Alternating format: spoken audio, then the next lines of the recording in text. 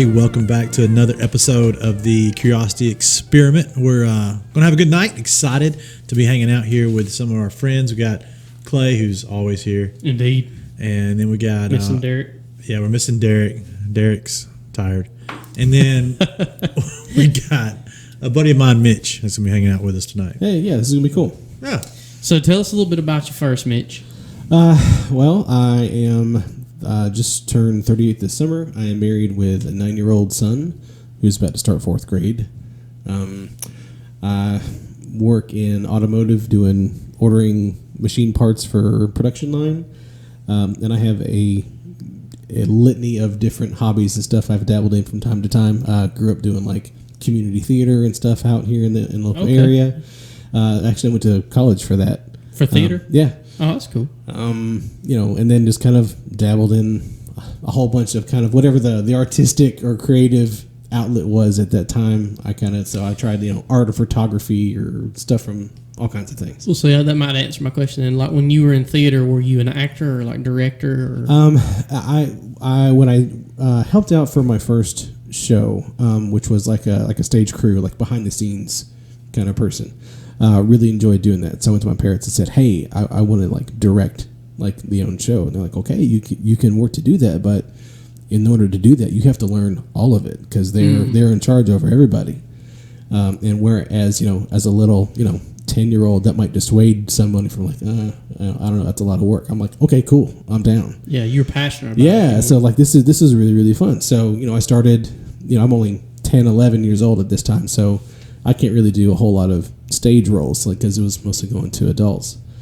So I started doing stage crew work. I learned how to work the light board and sound and just kind of help wherever. So I was about 14 years old before I started stage managing shows and kind of running everything backstage, and I eventually got to the point where I started directing my own stuff. That's cool. How many shows have you directed? I'll say The Walking Dead, The Stranger Things. No, I've done, maybe like a handful. For the past couple of years, I've directed like original musicals that are doubled as like fundraisers. And those are interesting because the guy who writes it is completely his own original script every time. So, it's different from doing something like, like Music Man or Oklahoma. That's a show that everybody knows. And so you kind of know how things go. This is an original work that we create every year, and so it's kind of up to us to kind of figure out how to make it work and present it, which has its own challenges, but it's really kind of unique in its own way. So that's really fun to kind of get your hands into. Yeah, that's cool. That is cool. I've never directed a play or a show or anything. No. Have you? I have not. I haven't even in any way, shape, form, or fashion been affiliated with theater. Though I do think that I would be somewhat of a decent actor. Why? I don't know. Maybe I shouldn't say that. I think it would be fun. Maybe that's a better way to say it. Yeah, I don't know. I have no idea if I'd be good or not. I was in, I guess, one official show. Played the Cowardly Lion my senior year in The Wizard of Oz. Oh, that's a fun role to do. That was great. Yeah. Is it difficult to learn your lines? Like that's always been intimidating to me. You repeat it so much. Well, it is different for everybody. That everybody has their own different method. Way they go about doing it. Some people they'll like record themselves like reading the script, but it's everybody else's lines, and then they'll leave like a blank for their line, so you can play it back to yourself, and the scene goes, and then as you listen to it, you say your own lines when you go through there. Some people tie it to your blocking or your movements or stage directions of where you go. So when I'm over in this corner and this is happening, this is what I say. So it's learning your lines by association. Yeah. It's kind of what's going on, what makes sense for me to say. That helps you get your lines out. That's cool. So kind of in line with that, so this episode of the Curiosity Experiment has potential to be quite unique because I know zero about it. But when we go into Mitch is talking about theater and stuff like that. What y'all wanted to talk about was D&D, which stands for Dungeons and Dragons. Yes. And that is literally all I know about the subject. Yeah. You've not watched Stranger Things? No. Oh. I don't watch a whole lot of TV. Oh, you're missing out. It's a good show. So Dungeons and Dragons is similar to Stranger Things? Well, Dungeons and Dragons has had a real big I guess, boost recently because it was highlighted in the show Stranger Things, and the show Stranger Things got so popular. Like the main characters start out like they're playing D&D. Yeah, Dungeons like and Dragons. the first scene where you meet the kids who are the main protagonists of the show, they're playing a session of Dungeons and Dragons. So I don't know much about Stranger Things either, but what I've been told is it's kind of this bizarre sci-fi show about some character that gets abducted and all that. So is it due to D&D that they are abducted? No, but some people would say there's like weird tips of the hat to D&D throughout the show. I don't know if that's true. I haven't seen the whole thing. That's just Well, like there's some scenes where the characters in the show are actively playing Dungeons and Dragons, and sometimes like the situation they're playing in their game might reflect what's going on in the show. So if you knew about Dungeons and Dragons, you'd be kind of like, It's like a little Easter egg. You're like, that's funny. That makes sense. Otherwise, you're just kind of watching along and kind of like you follow along what's going on easy enough. Yeah, it's became so popular that now there's a movie that's coming out next year. Yeah, March of next year, Dungeons and Dragons movie. Yeah, I'll be doggone. and it's. I mean, it looks like they're doing it like legit. Like, So for people like me, maybe it's best to start out by kind of just generally explaining what Dungeons and Dragons is, which that may be difficult. I don't know. But. Not really. For the uninitiated, I describe Dungeons and Dragons as a collective storytelling game or process. It's not a game that you play to win. Like you don't at the end of the night. There's not like hey, I won tonight. Like it doesn't. It's not like Clue or Life or something where you have a winner. Like it's something where you have like a main storyteller that is called the DM or the Dungeon Master. They kind of he controls them. Yeah, it kind of sets the setting and kind of what everybody else is trying to do or accomplish. And then everybody else who makes up the rest of the group has a character that they've created that they play as part of this band of heroes that comes together to solve whatever challenge the DM gives them. So is it like, because what immediately, and I know we've talked about it a little bit, so I know I've somewhat of an idea, but not much of one. But what my mind just immediately goes to is like medieval reenactments and stuff like that, where people have got their little foam swords in there. Yeah. Fight well, and that's stuff like that. LARPing. That's live action role playing. Which I would thoroughly enjoy going to one of those. Yeah, I guess LARPing. There's a great documentary on LARPing. Did you see that documentary on LARPing? It came It's out. rather popular. It's its own culture of Yeah, LARPing, It is. Okay, so it's going to sound weird from a nerd saying that's kind of Nerdish. It's Yeah. the thing is like people who do LARPing, like it is their thing that they do. They're entirely too serious about it. Well, I mean, they're not too serious. They just take it very seriously. It's important to them, and they'll do like incredible amounts of research and detail into the things that they create. Be authentic. Yeah, and a lot of times, like the same group that does like LARPing could cross over with a lot of people that do Dungeons and Dragons. There's some overlap there, I think. But I will tell you the two things that if you enjoyed these two things, you would enjoy Dungeons and Dragons. Number one, and this is from my childhood. So if you're out there like my age going, "Q, I don't know, is this something?" If you enjoyed RPG video games, I think that's an automatic. Maybe you would enjoy Dungeons and Dragons. All right, Okay, like so Final like- Fantasy. Okay, yeah. That type of stuff. And now number two, if you enjoyed the Choose Your Own Adventure storybooks, like I love those. Like I think those are two. Like if you like both those things, You would enjoy D&D. you would really enjoy D&D. Well, I said that like the first thing that my mind goes to is medieval reenactments. The second thing that my mind goes to whenever I start hearing y'all talk about D&D is RuneScape. Like, is that but that's kind of medieval too. There's flavors of that. You have a It's character also you on the make that is, computer, obviously. yeah. It's you create a character, you set out to go do quests, and you have a fighting ability or magic powers or whatever you try to make your guy to do.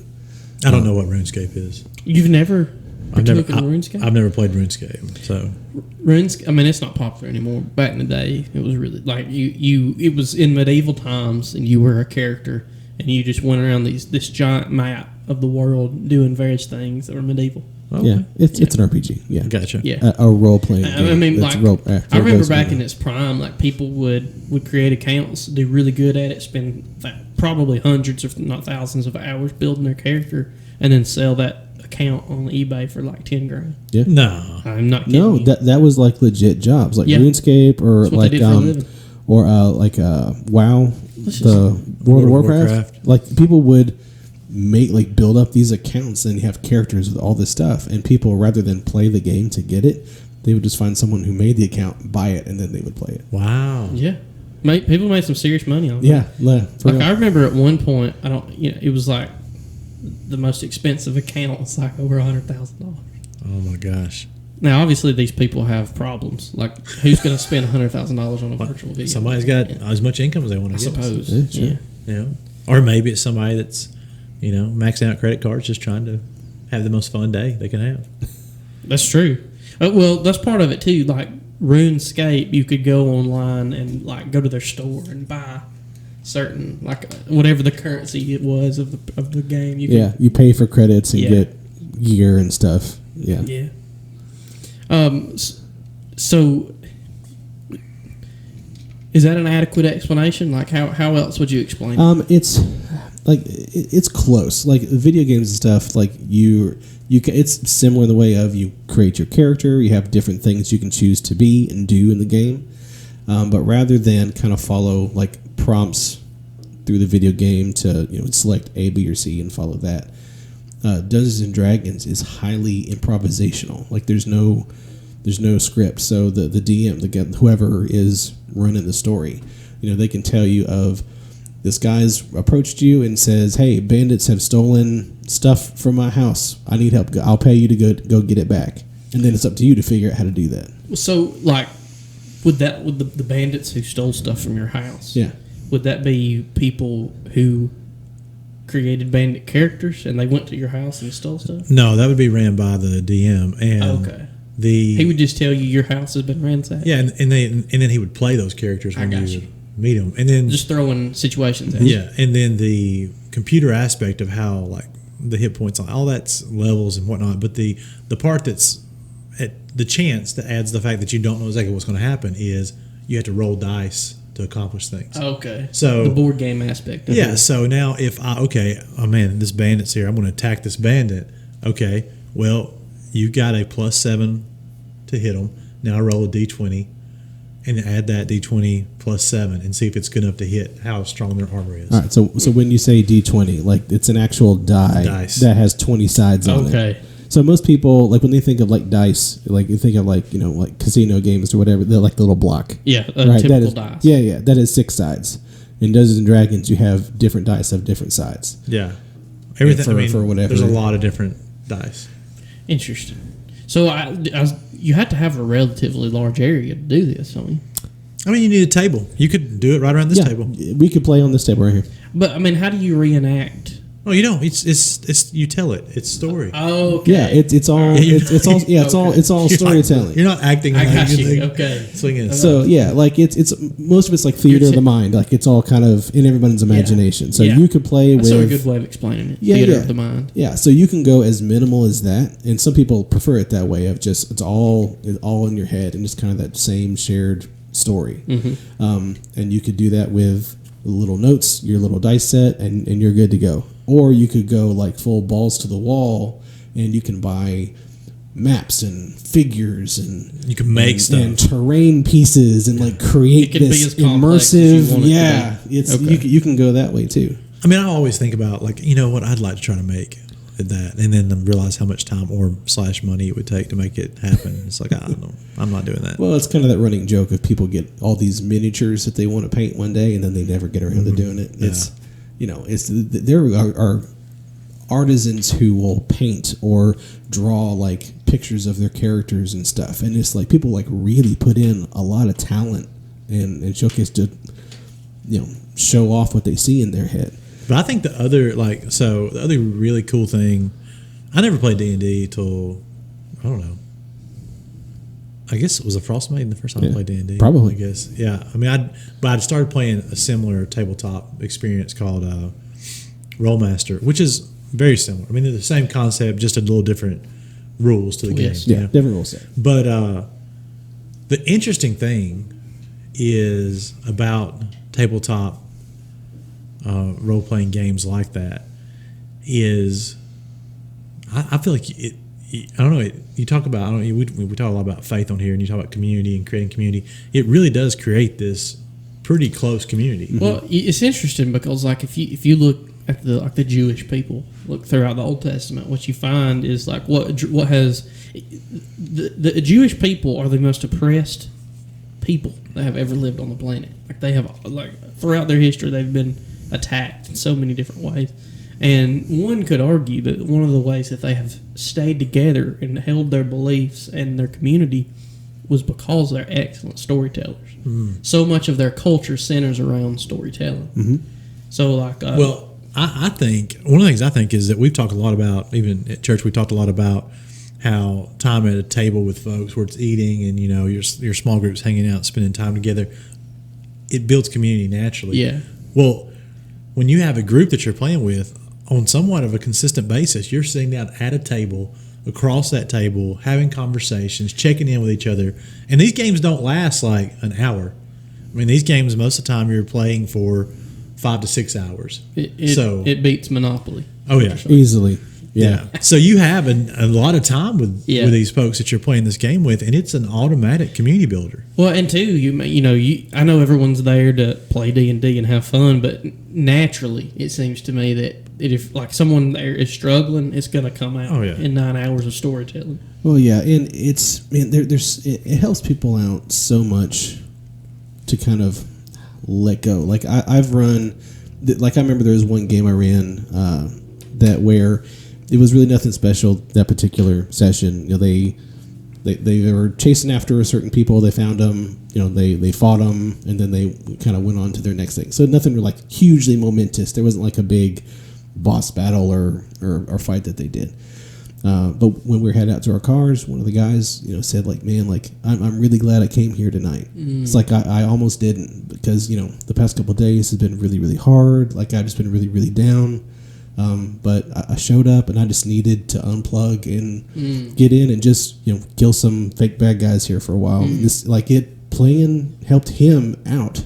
Just he needed to plug in and with some guys and just stress relief. So if you remember, I think it was episode 3 or whatever when we did video games. You talked about D&D on that episode. Yes, and how much better it is.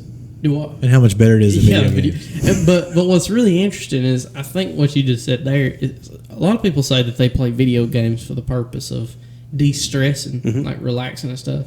And I could see where that would be the case for D&D. Yeah. I get that with video games. The reason I think that this is superior is you're automatically going to get real community happening every time. You can't play D&D in a basement on a couch eating by Cheetos. yourself. You can't play by yourself. I mean, look, there's some people that play on computers, and I get that, but you're still having to have real conversations. The whole story is driven by people, not by something that you're seeing on a screen. So, and I still think the best experience. I know a lot of people play online, so I'm not like dissing them, but the best experience is in person, because we had during COVID we had a couple of sessions that we was playing a game I was playing where we played like through like Zoom calls, Yeah. But the best experience But that was misery.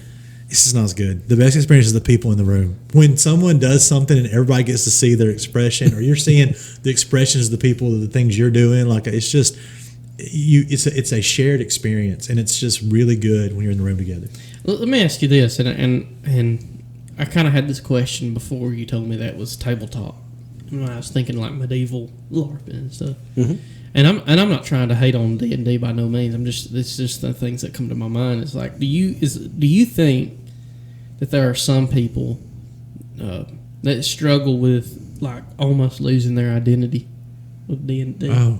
Like they get so into because we talked about in the video game episode of people who cast like their whole family and lives away for video games. I'm sure any hobby, I think people can give themselves away to and lose themselves in it. In the same way that, like hunting. Yeah. There's some people that like hunting becomes Destroy so their much families. like they're going to spend all their money on all their gear, and never have time with their family. Yeah, there's that same people in D&D. They're going to spend ridiculous amounts of money on all their stuff, and or they play 5 games a week and never see their families at all. It's you can go too far down the rabbit hole, but I think to your point, you can do that with anything. Yeah. I feel like it would somewhat. Again, this is all based off of when I thought this was like LARPing. I feel like that would be way easier to get over overdo it, like because I mean you're actually moving and fighting people and stuff like that, and you can get so consumed with medieval life. Well, at least with LARPing, you're getting outside and get some exercise. Yeah. You know. Well, and to my mind, what my mind went to is like, you know, we live in this culture now to where if you want to be a dog, then you can identify as a dog. Yeah. And so like with people who are doing LARPing, like I could see where some people could like literally start believing Sure. that they're in medieval times and they're Sure. actually a knight. I mean, what's amazing to me about D&D is that, and I think it's what we've lost in a lot of our culture, is not this like, not the thing where I identify as whatever I want to identify in this world, but you know we push like pendulums, so we don't like that, so we push the whole other way. Mm-hmm. But Throw the baby out with the bathwater. But imagination and creativity are amazing things to spur on. Yeah. Like to give environments where people can play and be creative and use their imagination in some interesting ways. I think if we don't do that, if we just go clock in to the same job, you know, do this, push this button, The do grind. it all. Yeah. And then when we don't have these moments where creative freedom comes out, it can really stifle us from when God wants us to use that in some form or fashion. Well, I firmly believe that, like, I mean, our imagination comes from God. Yes. Right? So, and we are born with it. Like, for example, today, I'm sitting in my recliner, and Lincoln, my little boy, he's got this little garbage truck with these little trash cans. It's pretty cool. He pulls a lever and it dumps the trash. Like, for 20 minutes, this boy is playing garbage truck. Mm-hmm. And then he gets bored of the garbage truck. So you know what he does? He turns the garbage truck over, and where the little opening is for the garbage truck, it became a cave. There you go. Yeah. And he started putting his little action figures in there, and they're in a cave, and he's trying to rescue them out of the cave. It's like, he's not even 3. That's awesome. No one taught him that. No, it's imagination. Yeah, it completely and I think when we're creating something like out of nothing, I think that's in one major aspect where we're most like God. Because when you open up the Bible, what's the first thing you see God doing? He's creating. Yeah. And That's so I think that's one thing where we are a reflection of our Maker in that way. So when you get to sit down and just create on a regular basis with other people and bounce ideas off each other, it's like, ooh, I can take that and add to that and make something really, really cool and like share something with it. Man, there is no better high for me to kind of get that shared experience out of a good game session. So you can add to someone's story? Yeah. Like, you know, you can, someone says like, I'm from this area. And then you're like, oh, hey, like you can just kind of create something. It's, when people talk about improv, they'll say like the best thing to do is when you do improv, it's something called yes and. I don't know if you guys are familiar with this idea. No. All right, so if you're doing improv and you have 2 people and someone says, like, hey, I'd like to buy an ice cream, please. And then so obviously someone set this idea of they're in an ice cream shop. And so the person takes what they said and accepts it. So it says yes. And then the end is add to it. So, okay, I'd like to buy an ice cream. Well, then I could be the clerk because it's like, yes, we have, you know, different kind of specials today. Which one would you like? And you can kind of keep taking the idea of what someone offers and then adding something else to it. Yeah. How can you... Story kind of never ends. Yeah, how can you develop it? How can you make more out of it? So you're doing this yes and just in this kind of wacky medieval setting or wherever you are, where, you know, someone says like, I want to try to break into this thing and see what this guy's really up to. What can I do that? And then someone's like, hey, I'm a thief. I've got some lockpicks. I can get in there for you and help you out. Like, you know, how can you contribute to solving this problem? Yeah. How can you further the story? So the character would then get to decide whether or not he wanted to participate with a criminal. Sure. Like that. Yeah. So yeah, because someone says, "Hey, I've got, you know, thieves stuff. I can pick that and get in there." And then you're like, "Well, how do I feel about this? Am I okay with him breaking in here? How do I react?" So it's all this stuff is all in real time. Yeah. So I'll give you like we had a couple of like we played last Friday. Yes. And we had a couple of like just moments like, oh man. So it whole started out our group of adventurers, right? Trying to protect this one girl. We had her in this church. So the whole thing starts out, one of the folks go over to the church and the priest has been almost killed. One of the altar boys has been like killed bad. Like it's the 9-year-old altar boy. Bad guy has shown up and done some stuff. Like, and so you're like, well, we've got to go make this right. We got to find this lady and then make this right. Yeah, go all John Wick on them. Yeah, so we go and then this battle ensues, and they end up. I was doing another thing, but they end up killing this bad guy.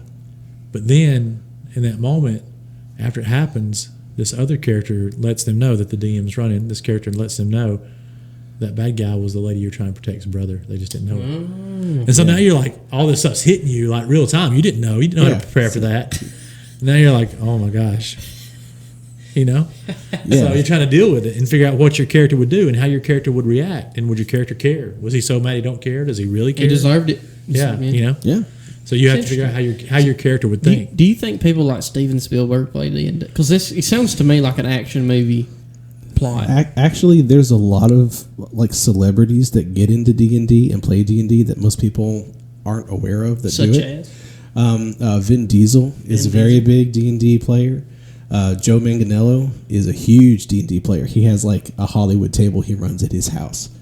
And the cool thing about Joe is he's this big, handsome, good-looking, muscly guy that most people, like off the top of their head, wouldn't picture as a guy who plays D&D, right? Yeah. Because you get that mental picture of that dude who's in his mom's basement and him and his friends. Like it's anybody and everybody. Has allergy issues. Yeah. But yeah, there's a lot of let's see who else. Karen Page plays D&D. She was on the Daredevil show on Netflix as the secretary there. She was also on True Blood. Man, who else does? The Tom Selleck show. No, that's Blue Blood. No, that's Blue Bloods. Yeah. I was listening to a podcast one time about the corruption in I think it was in Detroit. I can't remember. It was some city there's all this corruption in, and the mayor was like really corrupt, and then one of the mafia guys was being interviewed there. He'd kind of his old mafia days, so he's interviewing about what went on, and they asked him, "What do you do now?" And he goes, "I pretty much run D&D campaigns in my house." I mean, he was a mafia guy, Yeah.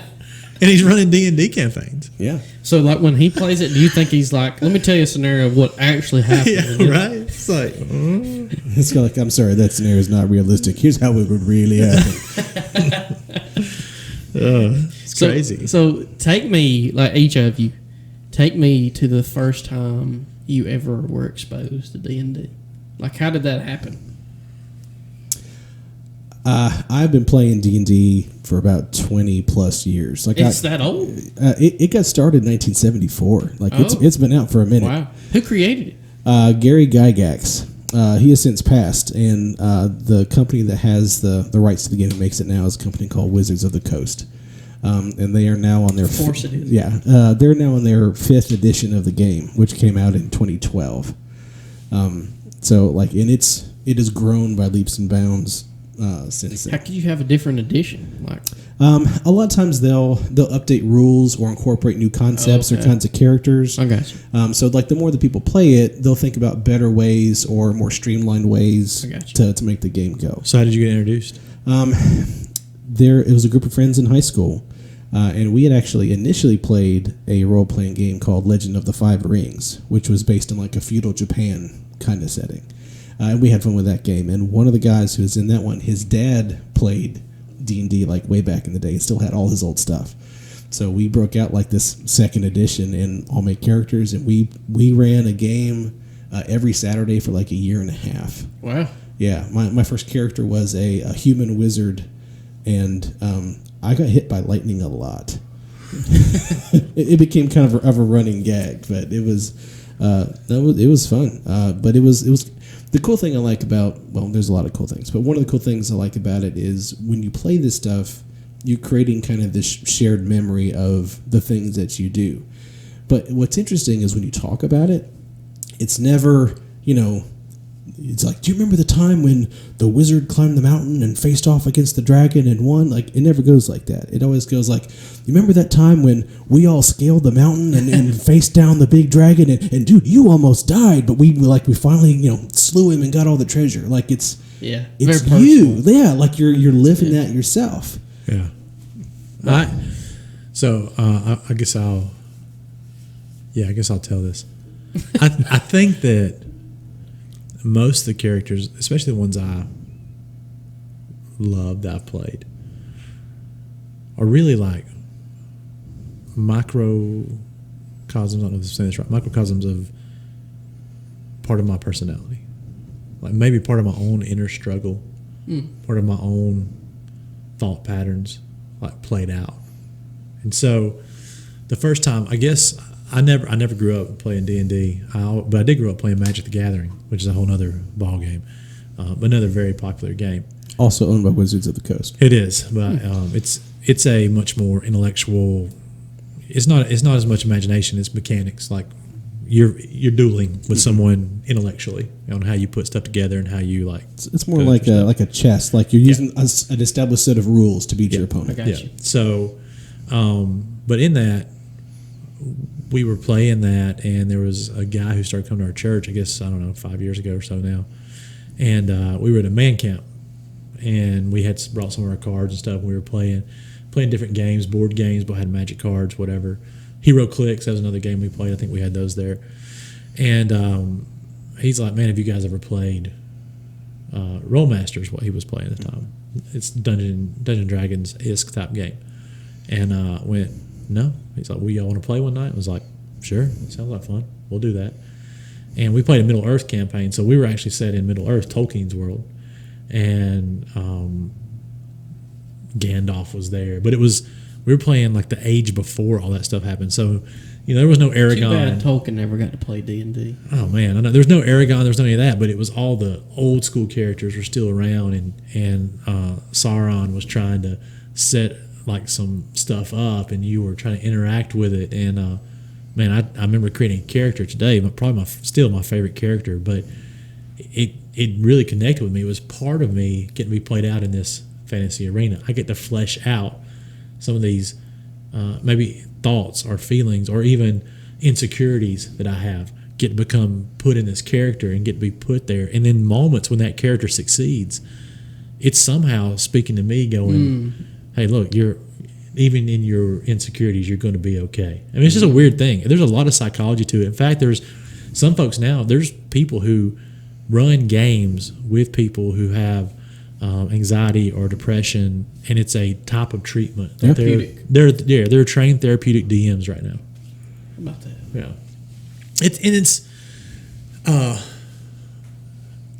I mean, what's so great about it? If you look at our group, like our play group, I think there's 13 of us now that play, if not more, but at least every other week we play. But it's such a different group. Like you got some factory workers, you got chiropractors, pharmacists, you got, just all different walks. Yeah, of life. every kind of different walk of life. But you come in that room and you just sit down and you connect across the table with each other. Yeah, under no other circumstances would this group of guys ever cross paths. Right. Has it ever gotten like too much? Like, has there ever been a time where it's like the tension or situation's been too much? like a situation arose, like a legitimate situation arose due to the no, and that's because you've been playing for 5 years or so. I guess now 4 or 5 years. You're 20 plus. Yeah. I'm too. Yeah, it's there's something that you never want to get to the point where something makes somebody uncomfortable. Yeah. Okay. I guess that's what I'm asking. Now, and you'll hear, unfortunately, like a bunch of what I call horror stories of situations that make players uncomfortable with what's going on, and they have bad experiences at the game table. Unfortunately, that does happen. But ideally is before you even start anything else, you'll have what's called a session 0, where you talk about this is the kind of game we want to play. This is the world that you're going to be playing in, this kind of characters you can do. And you want to set the expectation of what kind of game you want to play. But part of that first meeting is finding out what people's limits are of what things make people uncomfortable. Because you don't want to give a situation where you run across somebody who might be abusive towards kids, and that affects somebody else at the table that has a legitimate problem with that, either presently or part of their history or something else, where you don't have to say that to the whole table up front, but for the guy who's running, you could say almost hey, this kind of stuff I'm not cool with. I got you. So you want to set those boundaries and those expectations. That way, going forward, you don't hit those things where you make someone So uncomfortable. you want to make sure that you've got a good dungeon master, Yeah. somebody who's not going to push the envelope. Well, and it's never the dungeon master versus the players. You know, it's not the guy who's running the game is not trying to get one over. They're not trying to win. You know, you're There working, is no winning, correct? No, like you want to work together to make like the coolest story that no one expected would happen. You're all in it together. That's the cool thing. You want the campaign when it comes to an end to have been an epic story that everybody enjoyed. Now, does that at moments mean, your characters are facing death? Yeah, because that adds the level of excitement. Can we overcome this? I mean, but you're always, like I was told early on before I ever led a game, you always cheat on the side of the players. Does that make sense? Like, if I'm going to cheat, if I'm going to not go by what I rolled on those dice, it's always going to be because I want to help those players somehow. I'm never going to try to hurt those players. I got you. You know, so I want to make the story enjoyable for them. That's Not a game of selfishness. No. Now, have there been like some instances where like tension gets high because the stakes of what's going on get real? Sure, but that means everybody's invested. They're all. It's important to them what happens as a result of whatever the situation is in. So like that stuff's good. And when you roll, like that's the thing, the rolling piece adds it. So other night we're playing and I made this decision. It was just fun. I made this decision. There was a lot of guards and we were trying to get in this house to this character who had killed this Trying to rescue the girl. Rescue the girl, right? But there was like 10 guards outside this house. So I'm a cleric, really a really zealous, over pious cleric that serves this deity and whatever. And I'm like trying to convert everybody, And so I was like, well, I'm going to give up and give a sermon to these guards as a distraction. Well, the dungeon master goes, okay, you need to roll. I think it was Performance, I think, or something. yeah. I go, okay. So I rolled a 5. I was like, that's not going to be very good. 5 out of 20 is not good. So I was like, I have this feat said luck, says you can re-roll your dice. So I use my feat luck and re-roll my dice. I'm going to do it 3 times before I long rest. I know that's a lot of stuff, but anyway. He's limited how many times he can use it. I roll a 20, which is the highest you can roll. And in that moment, it's like when you start, the DM's like, you start preaching the best sermon that's ever been preached. I mean, people are coming around the house to watch you. I mean, people are coming out, and it's in this moment, like you get excited, like you hit that 20. That's the optimal. That's the best you can do. And those moments are fun. They're super creative. They're fun. They allow you to have these moments of wins. And then sometimes you're going to be like attacking somebody and you're going to roll 1. And that's going to be like a fail, like an absolute fail. You're going to miserably fail at whatever you're trying to do in that moment, Okay, so 1 through 20, that's just how well you do whatever task you're doing.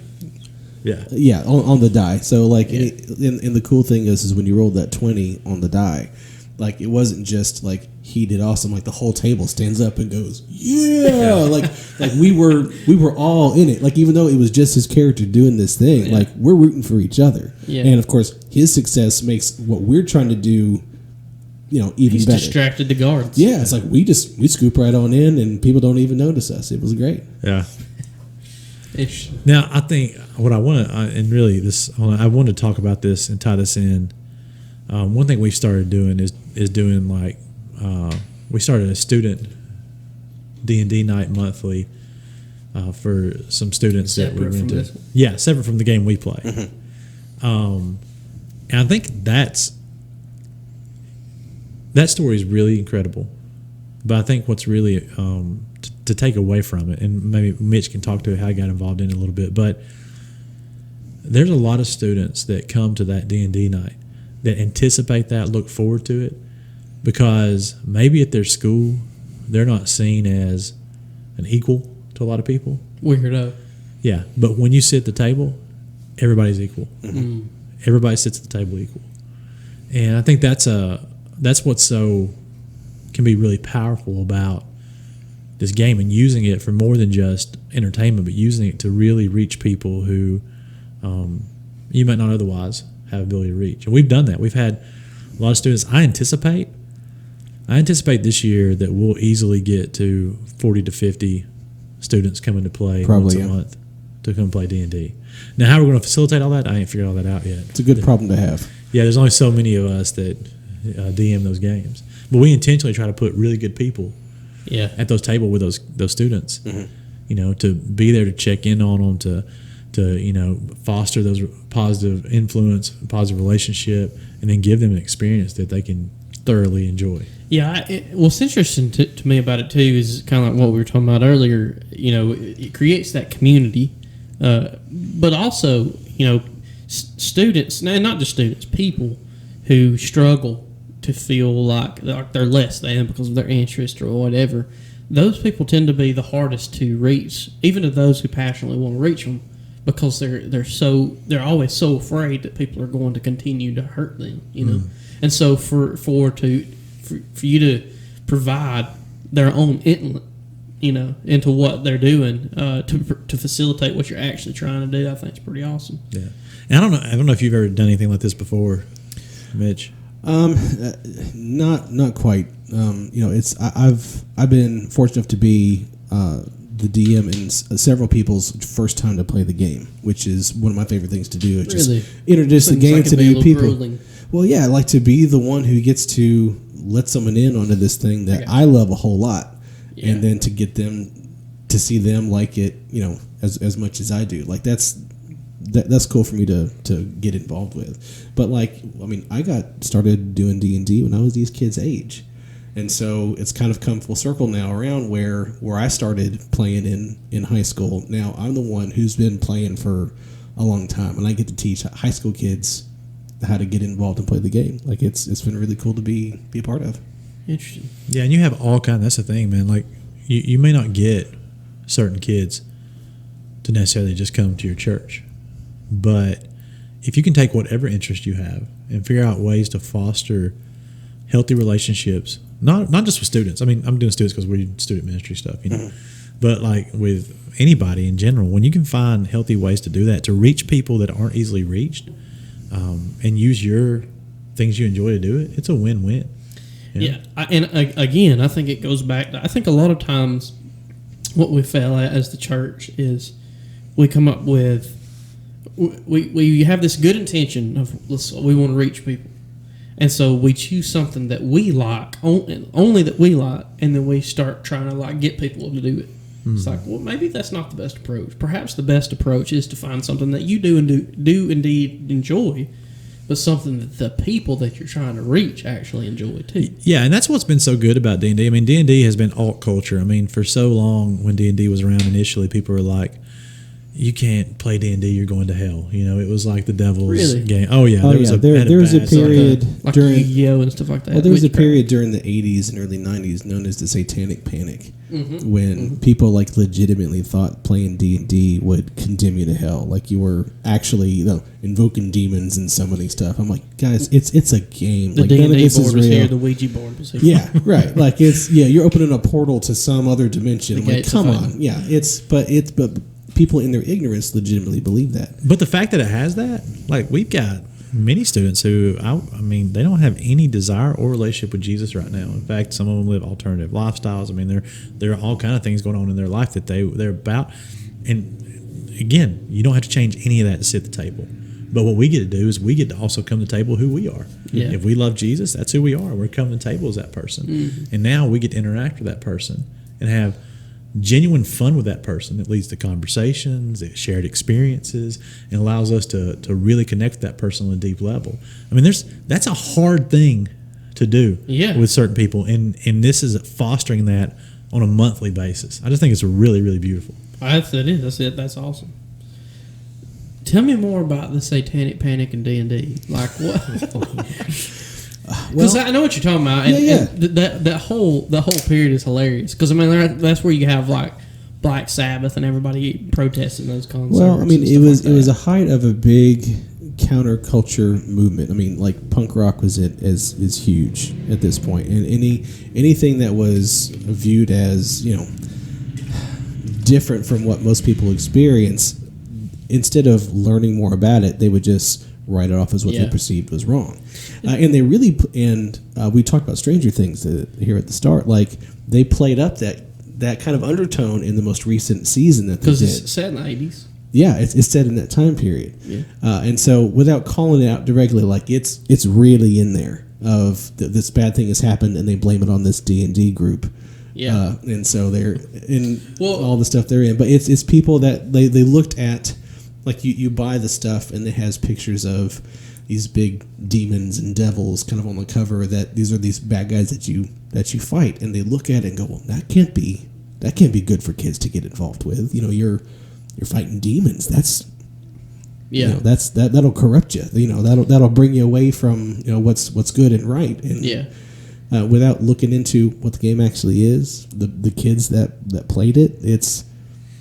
And can we be quite honest? One of the reasons that was intriguing to people, intriguing to someone like me, even Story and Magic when I played it earlier on, is, man, the church for a long time was just real boring. Like it says, hey, you know what it means to be a Christian? Do a couple rules well, and then come sit in these seats once a week. And never have any fun. It sounds like the most boring life in the world. Now, I don't think that's a Christian life, but I think that's what we sold. Propagated. And so, like, this comes out and it's like everybody's like, oh yeah, this is fun. I'm in an adventure, which really is like the Christian life is this big adventure where we're supposed to. There are enemies we're facing. There are things we're trying to overcome. You ever read Pilgrim's Progress? Oh yes, love Pilgrim's Progress. You could probably do a really cool. Have you ever read? I've heard it, but I haven't read it. You could actually do a D&D game with Pilgrim's Progress. That would be cool. I think Bunyan grasped that very well. What you were saying, like the Christian life is not some boring experience of just rules and stuff. I mean, it's actually an adventure. Tolkien got it. I mean, he wrote to it. C.S. Lewis wrote to it. I mean, these guys understood what we were created with these desires to overcome these obstacles and to fight against these evils. I mean, or to give into them. Like that's this flesh versus spirit that's happening all the time. Well, going back to the occult stuff, to be completely fair, okay, like there was a satanic cult uptick in the 80s, but I think what it was it was exactly what you said earlier at the beginning of the episode. Is what we do is we react to things, and we could swing to the whole other end of the spectrum. It's the same thing as like during World War II when we encamped all of the Japanese citizens in America. By the way, did you hate Arabs after 9/11? You're reacting out of fear. Yeah, exactly. Did you watch the video from the guy that was one of the head of the South African Satanic Church a few weeks ago? Mm-mm. You should check that out. That would be interesting. He converts to Christianity. Wow. And like shares kind of his story. He kind of, when he first did, he just kind of stepped away from the church like in May of last year and just kind of went radio silent. But a few weeks back, he gave a public video of what went on. That's incredible. Yeah, I mean, his theology is not, but some of the stuff he says is like punches to the gut. Interesting. Yeah, really good. But yeah, like there was a point where like D&D as a game wasn't hugely popular. I mean, like the people that did play, they didn't like broadcast it at all. Like these, like more often than not, these were like groups they gathered in someone's basement, and you're like, it's like, look, we'll play, but like we're like when we see each other at school, I don't know you, you don't know me, kind of a deal. Yeah. But it's only really been within the past 10, 15 years that D&D has done a huge upswing, and you might find this. Well, you may find this interesting, but when COVID hit, D&D soared huge because online play went out the roof. Interesting. Like people, like if you're stuck in your house and trying to find ways to socialize with people, but you can't get together, I can get together on a Zoom call and run a D&D game. That was about to be my next question. Like, how do you do it online? Is it through Zoom or do you type the story? No, it's you're doing voice call. Some people use Discord and things like that to do games. I've done that too. Because, I mean, at the end, you've got a doggone novel if you're typing out. Yeah. Well, there's... Somebody tried to explain Discord to me for 30 minutes. I'm like, I feel like I'm a nerd. But then there's moments where you're like, that's too much. I'm not even close to the nerd that you are. But usually it's some kind of video source, whether it's Zoom or something like it. And you have a face-to-face. But there's a lot of electronic resources out there. The most popular one that has been recently purchased by Wizards of the Coast is a site called D&D Beyond. And as of in the middle of the pandemic, they had over 10 million active accounts through their service. And so even if you have half of that playing D&D on a semi-regular schedule, I mean, that's one service where that many people are playing D&D online. And you've got where you can make your character on there. They've got all the books in an electronic copy that you can pull for reference. So it's all on your computer. And so you've got all that in front of you. You can pull up a little battle map on a little picture and move little icons around to see where everybody is. And you got someone on a video call. Yeah, you run a game, no problem. Interesting. By the way, speaking of Satanic Panic, have you seen the website donotwatchthechosen.com? No, I have not. Oh my gosh, it's so good. After this is over, you gotta watch do it. they talk about how they're Mormon? Huh? Do they talk about how they're Mormon? Oh no, you just gotta watch it. Because I've watched that. For, It's amazing. So It's my time for Be Real, so I got to do my Be Real. I don't know if I can get us all in. I'm just going to get you, Clay, unless you can. Oh, there we go. You guys do Be Real? You sending that to EB? No. It goes to whoever's my friends. I'm not familiar with Be Real. Be Real is this new thing that's going on with students. It's this new like social app. But what it does, Because you don't have enough of those, but okay. right? But I like this one because I don't know. It's just interesting. I don't know if it'll take off, but one time a day, just one time in a 24-hour period, you get a notification, and you're supposed to in that moment take a picture of where you're at, and what you're doing. Okay. So instead of like Instagram where you pick the best parts of your life, yeah. this is Be Real. Like you, And it only gives you like 15 seconds to do it, don't it? yeah. Like, Well, it gives you like 90 seconds. you don't have time to dial up. No. So like Yeah. Charlie Halcox apparently was doing her makeup or something. So this is like her Be Real right there. Okay. So that's her face. Interesting. But your friends can do it. It's. But I already did it. Why are you telling me to do it again? Oh my gosh. Maybe it did not accept your offering. Maybe Maybe it not. didn't. You have to Let's try it lean again. back over again, Mitch.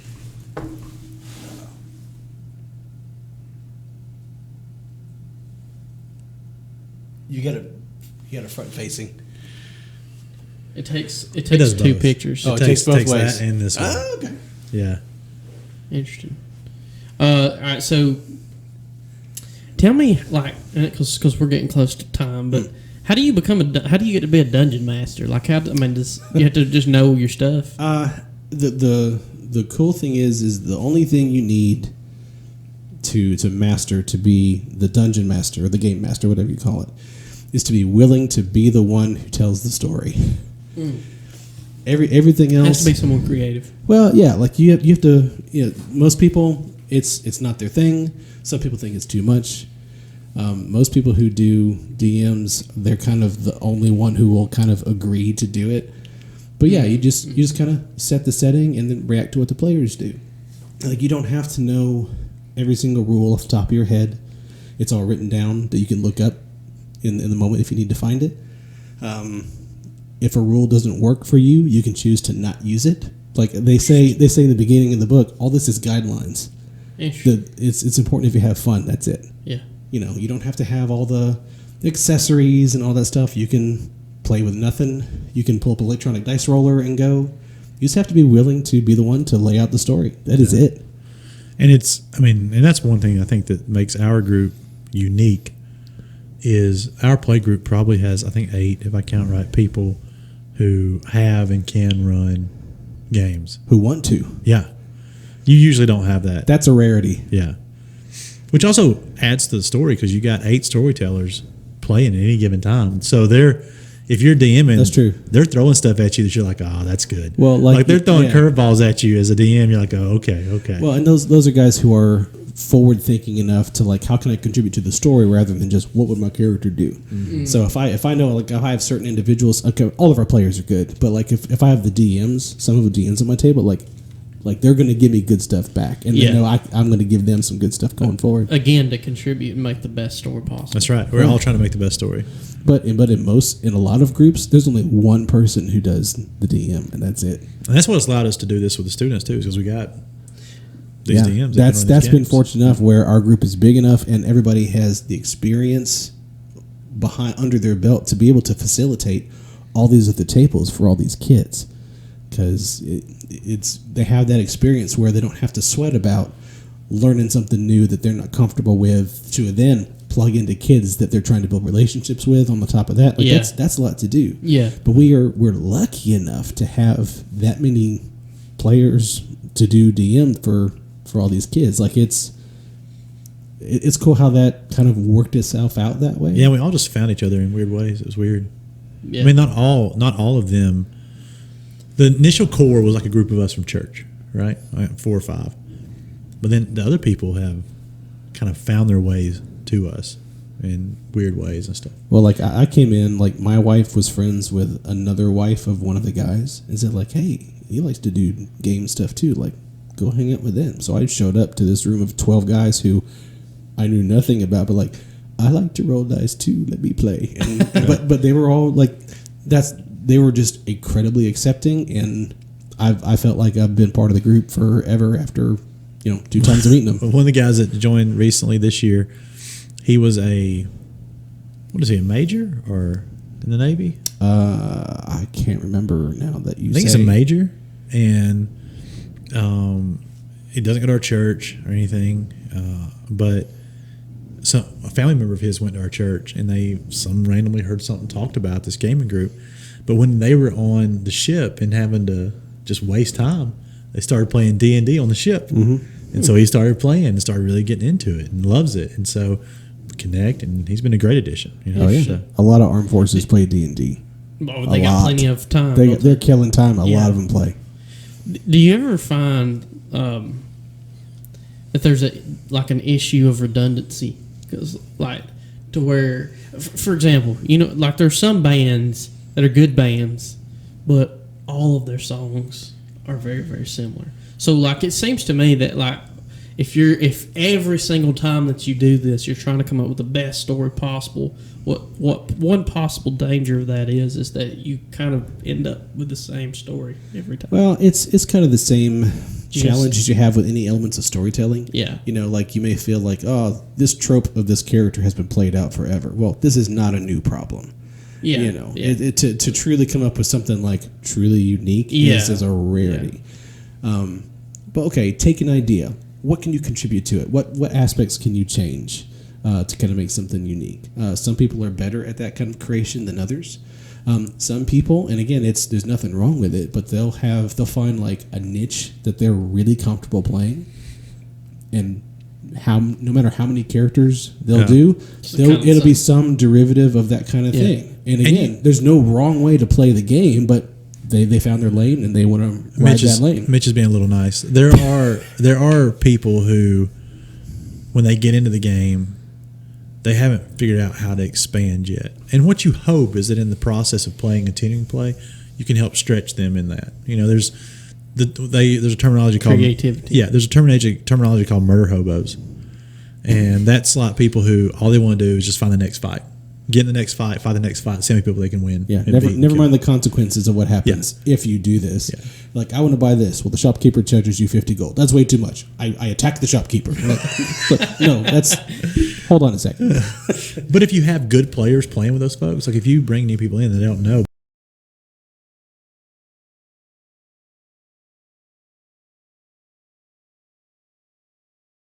you to think outside the box a little bit from what you would maybe initially do, and put yourself in kind of a different situation where okay, I can't do this because there's all this fallout, but how can I go maybe a diplomatic route or try something different? It's kind of like a metaverse in a kind of way, like this ulterior existence of something that you create. It helps you think about the consequences of your actions, which is a great skill that it can never be overtaught. Yeah, I agree with that. And if you can install this, and especially with our high school kids really early on who have forward thinking about consequences to your actions that they develop through playing this game and apply it to real life, how much ahead of the game are they in life? Mm-hmm.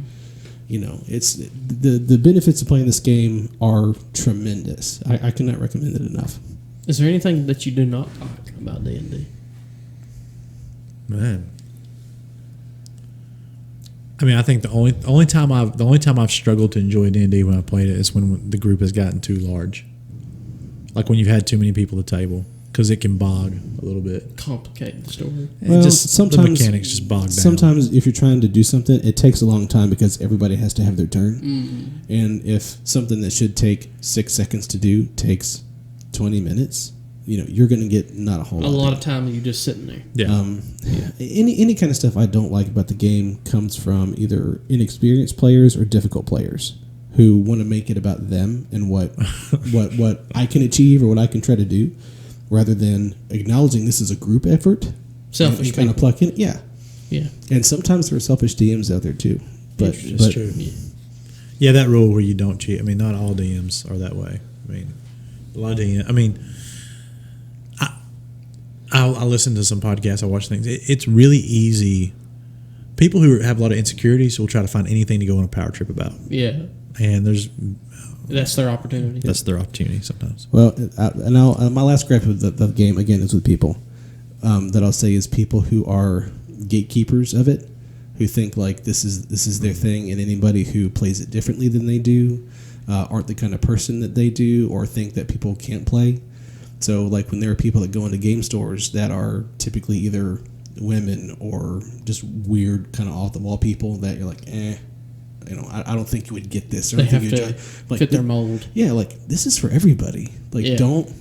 People who try to exclude or say, like, you're playing this game wrong to kind of put people down about playing it, there's no wrong way to play this. It says, like, on page 1, this is all suggestion. If it doesn't work for you, throw it out and just go. Have fun. You cannot do this wrong. Very interesting.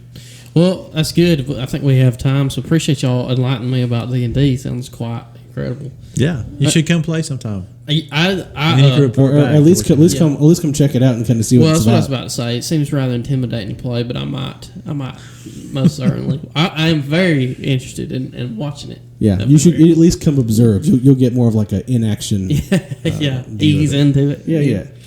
Well, I appreciate y'all joining us on the Curiosity Experiment. Remember, if you are watching on YouTube, to hit the like, the subscribe button, and thumbs up, all that good stuff. Tell your friends and download more episodes of the podcast. Appreciate y'all joining us. Adios. Peace. Thanks. What's up? Did you enjoy that episode? We hope that you did. If you did, hit that like button, the subscribe button, and tell your friends about the show. And remember, if you have a topic that you want us to talk about, act like fools, and just goof around about, hey, leave a comment on YouTube if that's where you're watching, or leave us an email, or any way you can get in contact with us to tell us about that topic. We want to hear about it. Hey, appreciate you. Take care.